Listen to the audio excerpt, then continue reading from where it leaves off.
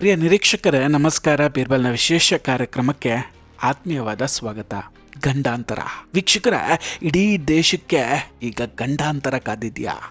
ಇದ್ದಕ್ಕಿದ್ದಂತೆ ಪುರಿ ಜಗನ್ನಾಥ ದೇಗುಲದಲ್ಲಿ ಬೆಂಕಿ ಬೀಳುತ್ತೆ, ಹದ್ದುಗಳು ಕಾಣಿಸ್ಕೊಳ್ಳುತ್ತೆ. 25 ವರ್ಷಗಳ ನಂತರ ಮತ್ತೆ ಈ ಸೂಚನೆಯನ್ನ ಕೊಟ್ಟಿದ್ಯಾಕೆ? ಕೇವಲ 2 ದಿನಗಳಲ್ಲಿ ದೇಶ ಅಪಾಯವನ್ನ ಎದುರಿಸಲಿದೆಯಾ? ಒಂದು ಅಚ್ಚರಿಯ ವಿಷಯದ ಬಗ್ಗೆ ಮಾತಾಡ್ತಾ ಹೋಗ್ತೀನಿ. ವಿಡಿಯೋವನ್ನು ಕೊನೆಯವರೆಗೂ ಮಿಸ್ ಮಾಡದೆ ನೋಡಿ. ಇನ್ನೂ ಕೂಡ ನಮ್ಮ ಬೀರ್ಬಲ್ ಚಾನಲನ್ನು ಸಬ್ಸ್ಕ್ರೈಬ್ ಮಾಡಿಲ್ಲ ಅಂದರೆ ಈ ಕೂಡಲೇ ಸಬ್ಸ್ಕ್ರೈಬ್ ಮಾಡಿ ಹಾಗೂ ಬೆಲ್ ಐಕಾನನ್ನು ಕ್ಲಿಕ್ ಮಾಡಿ. ವೀಕ್ಷಕರೇ, ವಿಜ್ಞಾನ ಹಾಗೂ ತಂತ್ರಜ್ಞಾನ ಅದೆಷ್ಟಾದರೂ ಬೆಳೆದಿರಬಹುದು, ಆದರೆ ದೈವಿಕ ಶಕ್ತಿ ಹಾಗೂ ಕೆಲವೊಂದು ಪವಾಡಗಳನ್ನು ನಿರ್ಲಕ್ಷ್ಯ ಮಾಡುವಂತಿಲ್ಲ. ಈಗ ಅಂತಹದ್ದೇ ಒಂದು ಸುಳಿವು ಅಥವಾ ಎಚ್ಚರಿಕೆ ಅಥವಾ ಅಪಾಯದ ಸೂಚನೆ ಈಗ ದೇಶಕ್ಕೆ ಸಿಕ್ಕಿದೆ. ಪುರಿ ಜಗನ್ನಾಥ ದೇಗುಲದ ರತ್ನಜಿತ ನೀಲಚಕ್ರದಲ್ಲಿ ಹಾರಾಡ್ತಾ ಇರುವಂತಹ ಪವಿತ್ರ ಧ್ವಜದ ಮೇಲೆ ಹದ್ದು ಕುಳಿತಿರುವಂತಹ ಘಟನೆ ಕೋಟ್ಯಂತರ ಭಕ್ತರನ್ನ ಈಗ ಆಶ್ಚರ್ಯಚಕಿತಗೊಳಿಸ್ತಾ ಇದೆ. ವೀಕ್ಷಕರೇ, ಶತಮಾನಗಳಿಂದ ನಡೆದು ಬಂದಿರುವಂತಹ ಅಚಲ ನಂಬಿಕೆಯ ಪ್ರಕಾರ ಈ ಮಂದಿರದ ಶಿಖರದ ಮೇಲೆ ಯಾವುದೇ ಪಕ್ಷಿ ಕೂಡ ಹಾರೋದೇ ಇಲ್ಲ.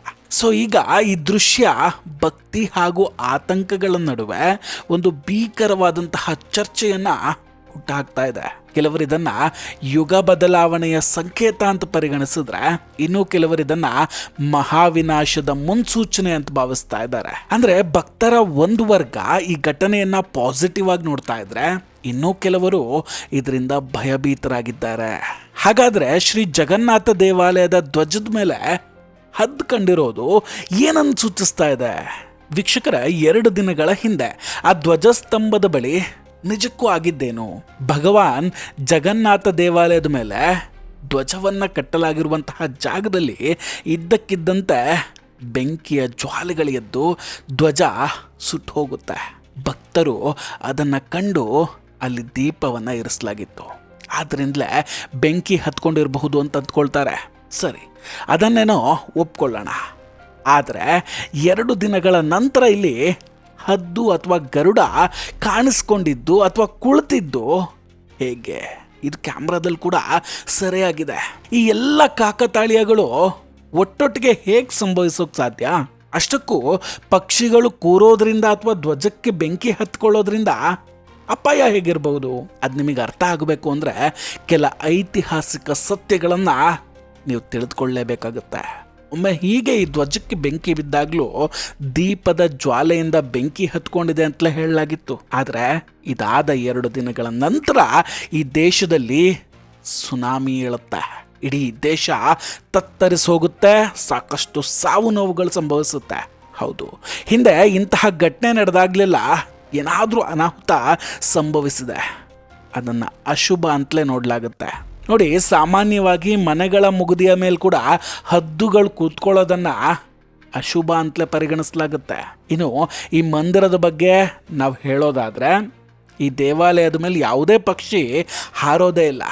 ಸಾವಿರಾರು ಜನ ಅಲ್ಲಿಗೆ ಹೋಗ್ತಾರೆ, ಆದರೆ ಯಾರು ಕೂಡ ದೇವಾಲಯದ ಮೇಲೆ ಪಕ್ಷಿ ಹಾರೋದನ್ನು ಅಥವಾ ಅದನ್ನು ದಾಟ್ ಹೋಗೋದನ್ನು ನೋಡಿಯೇ ಇಲ್ಲ.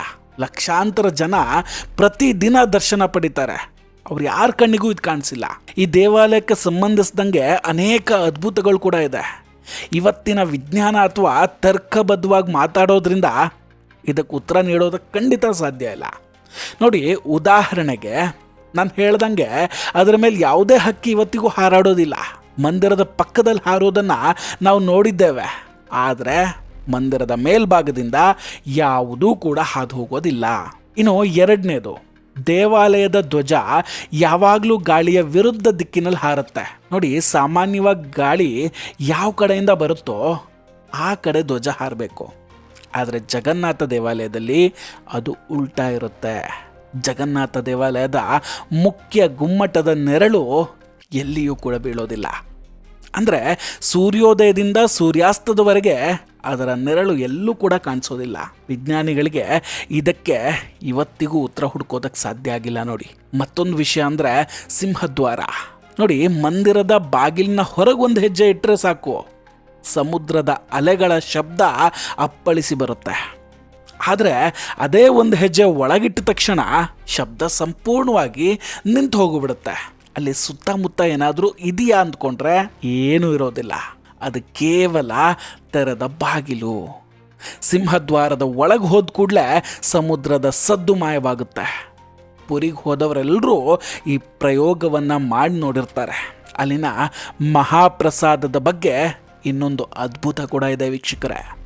ಅಲ್ಲಿ ಪ್ರಸಾದವನ್ನು ತಯಾರಿಸುವಾಗ 7 ಮಡಿಕೆಗಳನ್ನು ಒಂದರ ಮೇಲೊಂದು ಇಡಲಾಗುತ್ತೆ. ಸಾಮಾನ್ಯವಾಗಿ ಕೆಳಗಿನ ಮಡಿಕೆ ಮೊದಲು ಬಿಸಿ ಆಗಬೇಕು, ಆದರೆ ಅಲ್ಲಿ ಎಲ್ಲಕ್ಕಿಂತ ಮೇಲಿರುವಂತಹ ಮಡಕೆಯ ಪ್ರಸಾದ ಮೊದಲು ಬೇಯುತ್ತೆ. ಮೇಲಿನ ಮಡಕೆಯನ್ನು ತೆಗೆದ ನಂತರ ಕೆಳಗಿನ ಮಡಕೆಯ ಪ್ರಸಾದ ಬೇಯುತ್ತೆ. ಎಲ್ಲಕ್ಕಿಂತ ಕೆಳಗಿರುವ ಮಡಿಕೆಯ ಪ್ರಸಾದ ಕೊನೆಯಲ್ಲಿ ಬೇಯುತ್ತೆ.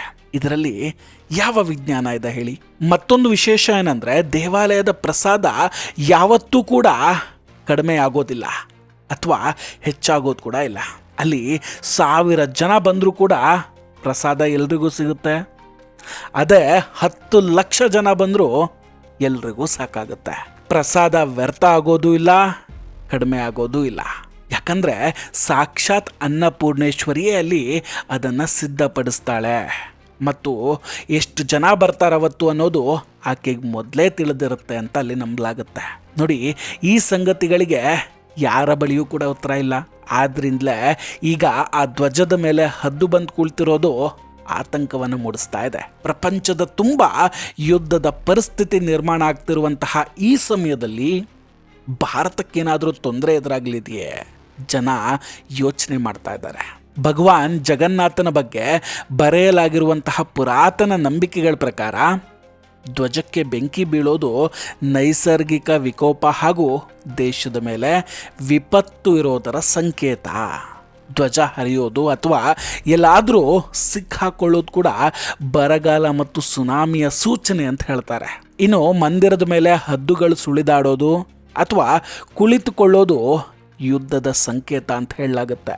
ಅಂದರೆ ಶತ್ರು ದೇಶ ನಿಮ್ಮ ಮೇಲೆ ದಾಳಿ ಮಾಡಬಹುದು ಅನ್ನೋ ಮುನ್ಸೂಚನೆ ಇದ್ದಂಗೆ.